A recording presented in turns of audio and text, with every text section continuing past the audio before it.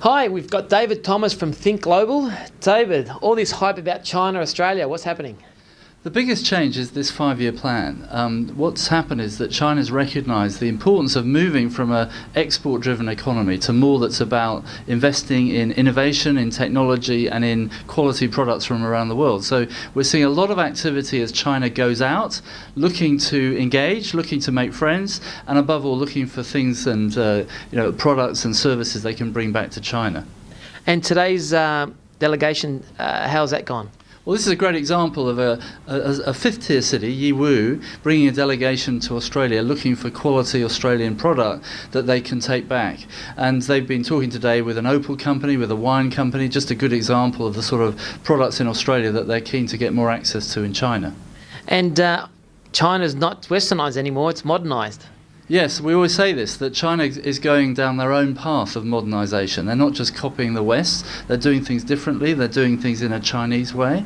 And I think we can participate because we have a very strong Asian community in Australia. We have many people who speak Chinese. We have 150,000 Chinese students in Australian universities who can help us with that engagement. And I think all Australian companies should now be thinking about how they can start talking to China, start engaging with China and looking for ways in which they can enter the China market. And what are some of the ways that you think that it can help them come along? Well, I think the starting point is that everybody has to accept and understand that China is a very, very big market. There is no one China. China is actually many different markets. YiWu is a big market in itself, and it hardly features on the map of China from an Australian perspective. We all look at Shanghai and Beijing and get excited, but there are many of these other opportunities in second and third tier cities, which I think perhaps represent the greatest opportunity because they're just starting out down this path. So rather than competing with America and Europe in some of these more established markets like Shanghai, which is a pretty international city now, it's much better, I think, for Australian companies to start engaging in the inner west region, and today's a great example of that. And tell me about, or can you just explain to me about what the tier system is, how that works? Well, it's more about their size and influence and GDP. It's a fairly, there is actually a guide, but in rough terms, we always regard Beijing, Shanghai and Guangzhou as first-tier cities, and then there's second-tier cities like Chengdu and Chongqing in the inner west, and then you have third and fourth and even fifth-tier cities, which are generally measured in terms of the size of their GDP. And these aren't small cities? Well, no, that's right. I mean, YiWu has a few million people. They're certainly not small cities, which again highlights the point that you can't think of China as one market. There are many segments and many cities and many sub-segments in China that are the size of the whole Australian market altogether. So you have to be very strategic. And should we start learning to speak Mandarin and Cantonese? We certainly should. And if we can't, our children should.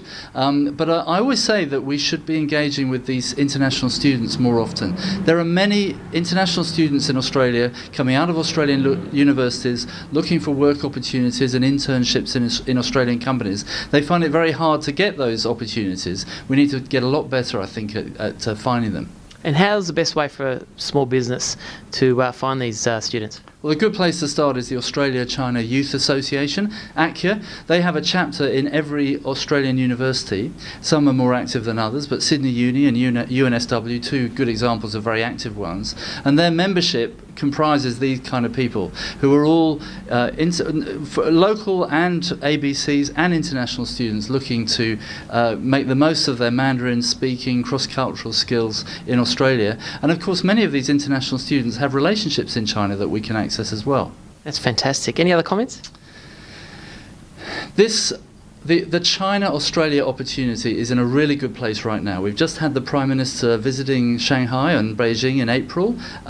There were some really good developments that came out of that. What we're starting to see is that Australia is getting more and more profile in China. More and more Chinese entrepreneurs and investors are looking to come to Australia.